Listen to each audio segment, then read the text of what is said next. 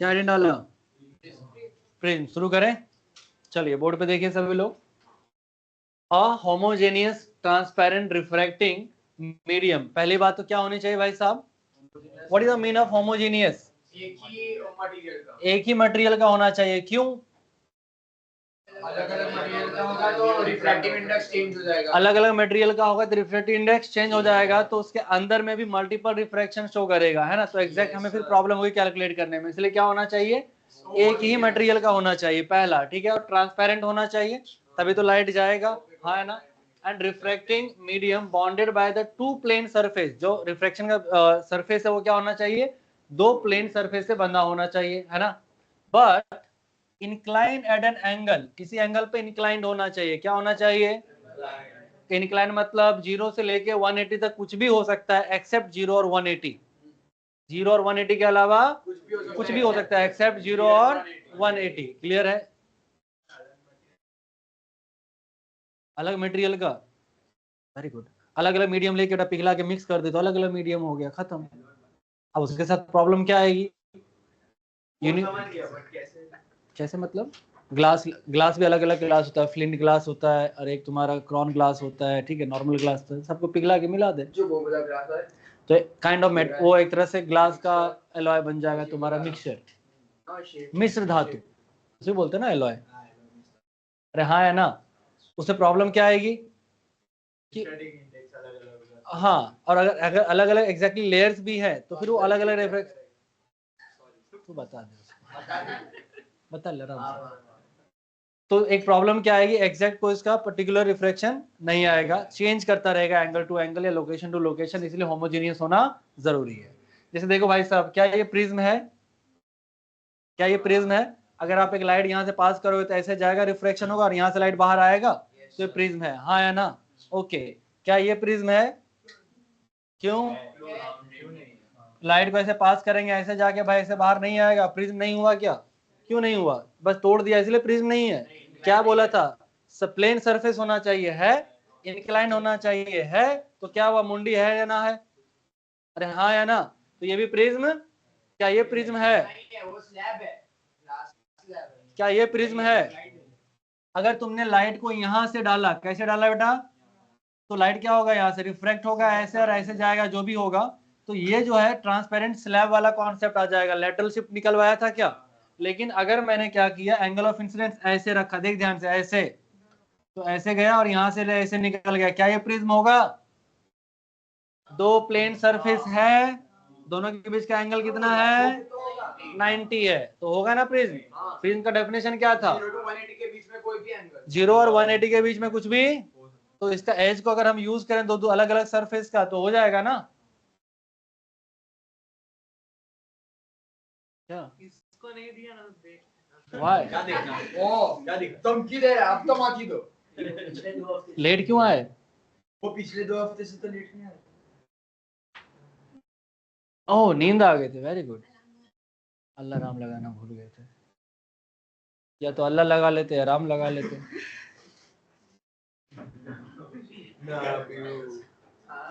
शुरू करें? ओके बेटा, तो क्या अगर मैं लाइट को अगर यहाँ से इंसिडेंस करूँ तो क्या प्रिज्म की तरह यूज कर सकता हूँ? और अगर लाइट को मैं यहाँ से इंसिडेंस करूँ तो कैसे यूज कर सकता हूँ? As a transparent slab. क्या यूज कर सकते हैं? एज अ, कोई कंस यहाँ तक बोल। क्यों आधा करना है? मतलब कर भी दे, ऐसा बोल रहा हूँ, अगर मैं हाँ कर दे, आधा करूँगा तो प्रिज्म ही बनेगा। ऑफ कोर्स बनेगा ना, क्या दिक्कत है? फिर वो मतलब हाँ इक्विवेलेंट बनेगा, कोई प्रिज्म बने, क्या फर्क पड़ता है? अरे सिंपल सा कंडीशन बताया, क्या होना चाहिए? ट्रांसपेरेंट। पहला क्या होना चाहिए? दूसरा क्या होना चाहिए? होमोजेनियस। तीसरा इनक्लाइन, तो ही तो लाइट जाएगा। लकड़ी का पिरामिड ऐसा, ट्रांसपेरेंट और कलर्ड का क्या कॉम्बिनेशन है बेटा? मैं सफेद थोड़ी बोल रहा हूँ। अरे यार क्या होना चाहिए आंटी? ट्रांसपेरेंट, ठीक है। ट्रांसपेरेंट मतलब जिसके एक तरफ से दूसरी तरफ आप देख पाओ, लाइट जा सके। उसमें अगर आपको कलर, ट्रांसपेरेंट में कलर्ड भी होता है, रेड ग्रीन येलो ब्लू, जो रखना है रख लो, उसमें कोई ऑब्जेक्शन नहीं है। कलर्ड ग्लास ट्रांसपेरेंट नहीं होता? तुम लोग साले जंगल से आए हो क्या? मुझे क्या पता। बट ट्रांसपेरेंट नहीं हो सकता। ये ब्लैक ग्लास, ये कौन सा ग्लास है आपका? आधा दिखता है, थोड़ा सा दिखता तो है। ट्रांसपेरेंट ही है ना, दिख रहा है ना आर पार। अरे हाँ या ना, आगे बढ़े। चलिए भाई साहब, तो क्या होना चाहिए? होमोजेनियस, ट्रांसपेरेंट और इंक्लाइन होना चाहिए प्लेन सरफेस किस एंगल पे? 0 to 180 के बीच में कोई भी, बट 0 और 180। अगर 0 180 हुआ तो कॉन्सेप्ट ऑफ, तू पेडिक्योर आराम से करा क्या ना घर से, क्या दिक्कत है? चबा रहा नाखून बैठ के, मुझे क्या पता, तो मैंने क्यों रख लो, करा क्या? मैं एड्रेस दूं, पता करके दे दूंगा, मुझे देख है। चल, अरे हाँ या ना, एंगल क्या नहीं होना चाहिए? अगर एंगल बेटा क्या हुआ, सरफेस पैरेलल हुआ, कौन सा कॉन्सेप्ट यूज करेंगे? Concept of slab, concept of slab. और एंगल अगर 0 नहीं हुआ, उसके अलावा कोई भी चलेगा एंगल 0 से लेके 180 के बीच में, तो कॉन्सेप्ट ऑफ प्रिज्म। यहाँ से कोई डाउट है? पक्का ये सारे के सारे प्रिज्म है, पक्का। लकी लो, फटाफट फुर्ती दिखाओ, रफ्तार बढ़ाओ।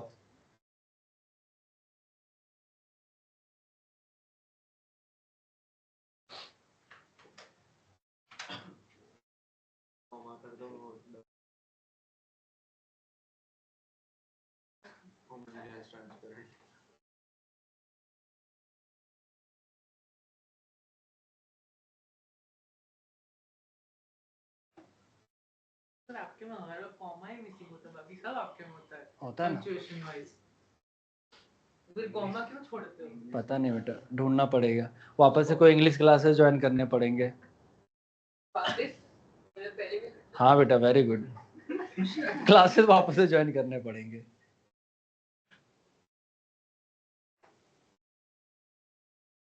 आप ये इंग्लिश का ट्यूशन करने वाले थे? हाँ, गुजराती का भी करने वाले थे। पहला स्टूडेंट मैं ही हूँ। मैं खुद इंग्लिश की क्लासेस खोल के खुद ही एडमिशन ले लूंगा। मतलब आप भी अब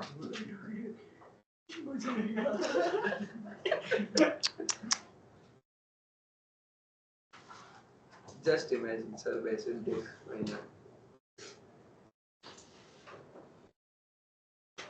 ये बी वाला कैसे बना है? गुड। तोड़ दे। तेरे पास है? अरे देख, ये जो पहलू वालों तो घर नॉर्मल। अरे पहलू इजी है, मुश्किल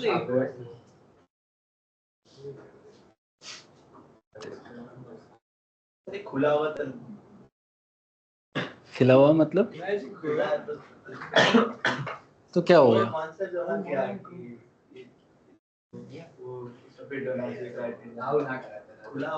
तो क्या हुआ? बाहर क्यों जाएगा? क्यों जाएगा? तो हमारे एंगल ऑफ इंसिडेंस पे डिपेंड नहीं करता है। लाइट को उससे दूसरे सरफेस से निकालना है, खोपड़ी से थोड़ी निकालना है। क्या एंगल? वाले फिगर में 3 अलग-अलग प्रिज्म, बहुत सारे हो सकते हैं बेटा। वाई 3? 1 2 3 4 5 6 7 8, 1 2 3 4, कितने हो गए? कॉम्बिनेशन सरफेस 6 प्रिज्म तो अभी हो गए।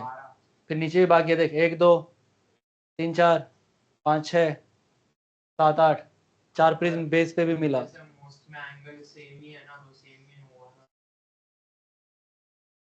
एंगल सेम हो तो प्रिज्म सेम होंगे जनरली।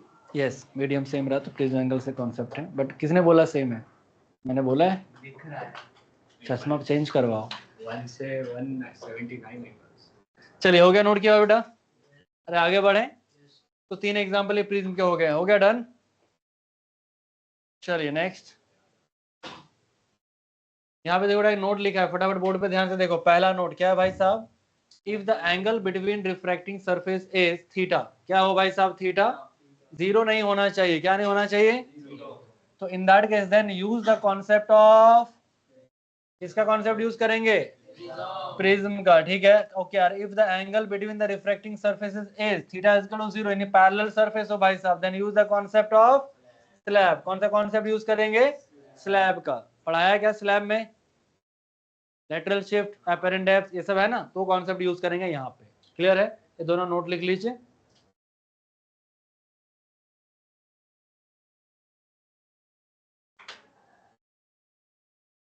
वडेरा तेरे रिश्तेदार, तेरे दोस्त है?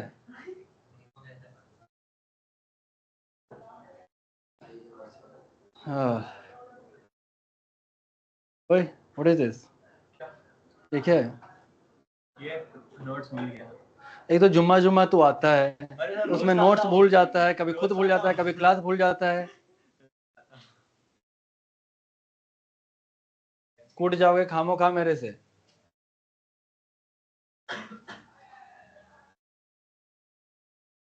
ऐसा वाला पढ़ाना भूल जाऊं?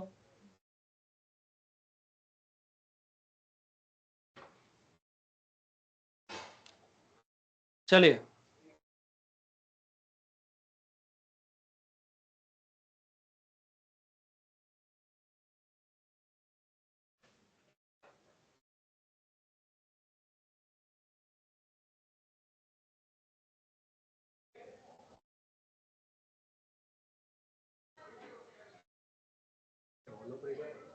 क्या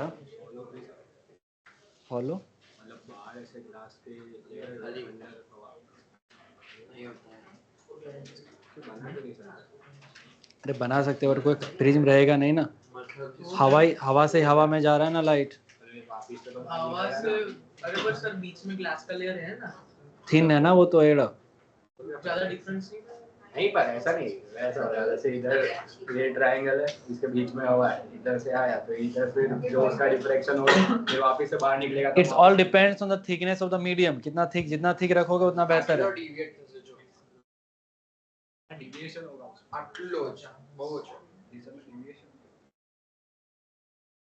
कहाँ से करवाया बेटा? अच्छा अच्छा, नहीं नहीं बता दो, भेजना है मुझे तनिष्क को। शुरू करें? लिख लिया दोनों पॉइंट? तो पता चला कब कॉन्सेप्ट ऑफ प्रिज्म यूज करेंगे, कब कॉन्सेप्ट ऑफ स्लैब।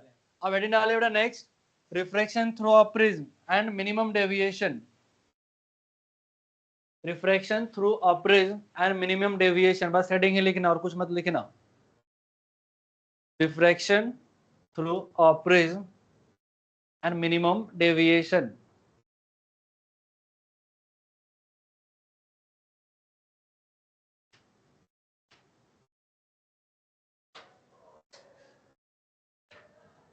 शुरू करें? बहुत ही इंपॉर्टेंट टॉपिक है तुम्हारे बोर्ड पॉइंट ऑफ व्यू से भी, जेई नीट सभी पॉइंट ऑफ व्यू से, इसलिए ध्यान से समझना सुनना, ठीक है? लिखना बंद करो, बोर्ड पे देखो। देखो बेटा हमने यहाँ पे क्या लिया, एक प्रिज्म, ठीक है? Okay and P Q R मैंने यहाँ पे क्या मान लिया, इसके सरफेसेस का नेमिंग कर दी, कॉर्नर्स के नेमिंग कर दिए मैंने। एक रेज मैंने प्रिज्म के इंसिडेंस किया, ये हमारा क्या हो गया बेटा, एंगल ऑफ इंसिडेंस। ये मैं नॉर्मल ड्रॉ किया, this is an and dash, ये मेरा क्या हो गया, नॉर्मल। तो ये वाला एंगल क्या हो जाएगा हमारा, एंगल ऑफ इंसिडेंस। ये क्या हो जाएगा हमारा, एंगल ऑफ का, ठीक है? अब सोचो अगर कुछ नहीं होता तो क्या रेज ऐसे जाता? हाँ या ना? कुछ नहीं होता तो रेज स्ट्रेट ऐसे जाता, बट क्योंकि डेंसर मीडियम में चला गया, मान लेते इसका रिफ्रैक्टिव इंडेक्स म्यू है, तो don't you think it will bend towards the normal? ये क्या कर जाएगा, बेंड कर जाएगा अपने नॉर्मल की तरह। तो भाई साहब ये थोड़ा सा इधर बेंड कर गया और ये यहाँ पे पहुंचा ऐसे, कोई कष्ट यहाँ तक। अब मान लेते बेटा ये वाला एंगल जो हमारा वो है, वो क्या हो जाएगा, angle of refraction which is R. हाँ या ना? अब ये रेज जब इस सरफेस पे पहुंचा बेटा, तो यहाँ पे भी एक नॉर्मल ड्रॉ करो लाइक दिस, चलेगा तुमको? हाँ या ना? अगर ध्यान से देखे बेटा तो ये हो गया तेरा आर डैश, मान लेते हैं, क्या मान लेते हैं, this is the angle of incidence for the second surface, this is angle of incidence for the second surface. Okay. अब सोचो कि रेज कहां से कहां जा रहा है, डेंसर से, डेंसर से, तो कुछ नहीं होता तो कैसे जाता, ऐसे जाता, बट क्योंकि रेयर मीडियम में जा रहा है तो क्या जाएगा, अवे फ्रॉम द नॉर्मल जाएगा। भाई साहब तो क्या इधर चला जाएगा ये, तो क्या भाई साहब ठीक है, और ये अपने पास से इधर इतना डेविएट हो गया। हाँ या ना? जिस एंगल से निकला इसको क्या बोलेंगे, एंगल ऑफ इमर्जेंट। और ये मेरा आर डैश है, तो क्या आमने सामने का एंगल सेम, तो ये भी आर डैश होगा। यहाँ तक किसी को कोई कष्ट? पहली बार रे जो अपने पास से डेविएट हुआ है वो इतना हुआ है, दैट इज द डेल्टा 1। हाँ या ना? ये पहली बार में क्या हुआ, हम एडवांस करने चले थे, अभी एडवांस से कहाँ पे आए, जेई मेंस पे। आफ्टर 11th हम कहाँ पहुंच गए, मेन से सीधा बोर्ड पे, सेकंड डेविएशन। हाँ या ना? नेट डेविएशन क्या होगा बेटा, डेल्टा 1 प्लस डेल्टा, रेज को तुमने भेजा ऐसे, निकला कैसे, ऐसे, तो इसको पीछे एक्सटेंड करो तो ये क्या आएगा तुम्हारा, delta, total deviation which is sum of delta 1 plus delta 2। कोई कष्ट यहां तक, अंडे, ओके आगे बढ़े। चलिए अब सवाल क्या है भाई साहब, पहला रिफ्लेक्शन थ्रू द प्रिज्म, पूरा प्रोसेस समझ में आया, ओके। अब सबसे पहले काम करते हैं, कुछ कंडीशन ध्यान से सुनना। ये एंगल कितना है बेटा, और ये एंगल, ओके, तो ये वाला एंगल कितना होगा, बोलो 90 माइनस आर डैश, पता चला क्या, क्योंकि ये एंगल 90 है ना आपका, ओके। व्हाट अबाउट दिस, ये 90 है, ये आर है बेटा, ये वाला एंगल, ये वाला एंगल क्या लिख सकते हैं आप, 90 माइनस आर डैश। कोई कष्ट यहाँ तक, आर ही लिखा है, ध्यान से देखो, हाँ या ना, चल बेटा ध्यान से। अब इसका नेमिंग कर दे कुछ, चल क्या लिखूं बोल, पी क्यू आर तो आ गया, इसको एस लिख देता हूँ और इस पॉइंट को मैं टी लिख देता हूँ, क्या लिखेंगे, from triangle Q S T, क्या होगा बेटा, सम ऑफ टोटल तीनों एंगल का सम कितना आएगा, 180 डिग्री आएगा, तो क्या लिखें बेटा यहां से,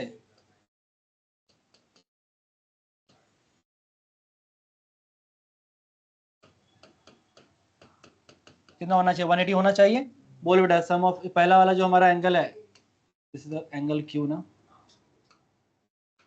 हाँ बेटा बोल, क्या लिखूं यहां से, ए प्लस 90 माइनस एस हमारा आर, प्लस यहाँ पे बेटा 90 minus R dash should be equal to 180, हाँ है ना, क्या क्या गया, चला गया, यहाँ से क्या है बेटा हमारा, R plus R dash is equal to A, this equation number, कोई कष्ट यहाँ तक। इसका मतलब क्या पता चला, इन दोनों एंगल का जो सम होता है वो प्रिज्म एंगल के बराबर होता है। प्रिज्म एंगल के लिए एक और मैं बात बता दूं, कई बार ऐसा गलतफहमी हो जाता है हमें, क्या ये ए लिख दिया तो ये प्रिज्म एंगल है, नहीं, जो दो सरफेस रिफ्रैक्शन में पार्टिसिपेट कर रहा है वो एंगल प्रिज्म एंगल है, समझ में आया। अगर यहाँ लिख देता ए तो क्या ये प्रिज्म एंगल हो जाता, नहीं, अगर हाँ, बट रेज को अगर देखो ध्यान से, मैंने रेज को ऐसे पास किया इधर से, ऐसे चला गया, तो ये मेरा प्रिज्म एंगल है, ये किसी काम का, समझ में आया। तो कोई पूछे प्रिज्म एंगल तो क्या बोलेंगे, it is angle between the two refracting surface, it is angle between two refracting surface, समझ में आया। जो दिया है उसको मान नहीं लेंगे, कोई कष्ट यहाँ तक, हाँ अंकल बोल, दो रिफ्रैक्टिंग, दो ही होगा ना बेटा, दो से ज्यादा कैसा होएगा, थोड़ा सोच,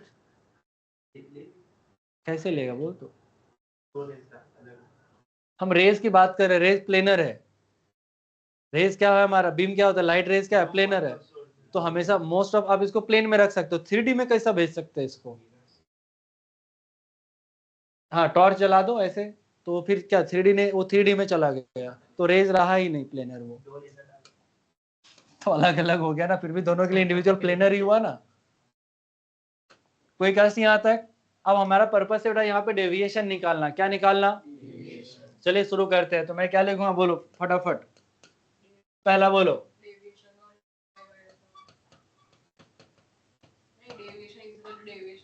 डेविएशन इसका टू, क्या लिखेंगे बेटा यहाँ से बोलो, तो डेल्टा टोटल इसका टू डेल्टा 1 प्लस डेल्टा 2, चलेगा।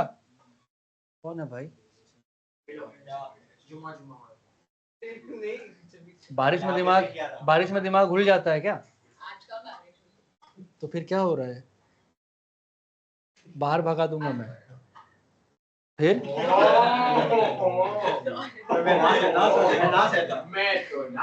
चलो इधर देखो, पहली बार तुमने रेज को आई पे डाला, ये कितना हमारा आई, कोई कष्ट, तो इधर हमारा जो नॉर्मल के साथ एंगल बना रहा था, ये रेज हमारा देखना, ये रेज ऐसे जाता तो ये वाला एंगल कितना होता आई, और ये हमारा एंगल कितना है आर, तो ये पहला डेविएशन जो आया वो कितना होगा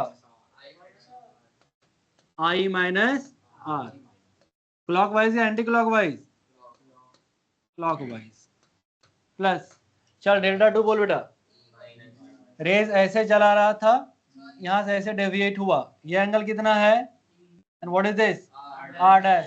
तो अपने पास से कितना डेविएट हुए आप? एंटी क्लॉकवाइज, अरे लो क्लॉकवाइज, ठीक है खुश। सो i minus are clockwise plus यहाँ क्या आ जाएगा हमारा बेटा e माइनस r डैश, और ये भी क्या हो जाएगा क्लॉकवाइज।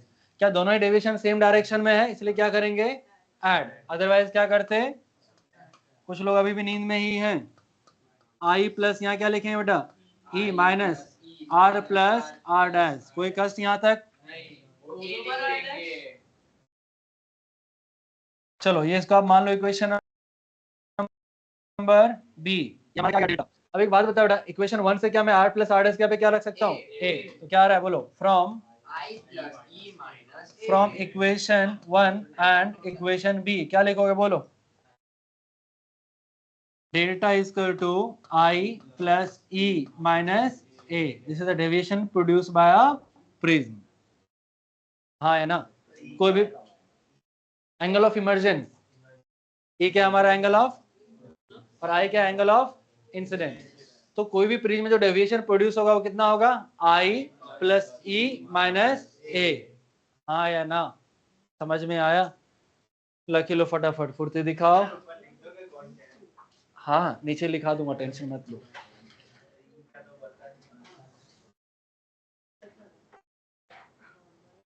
क्या नहीं आया आंटी?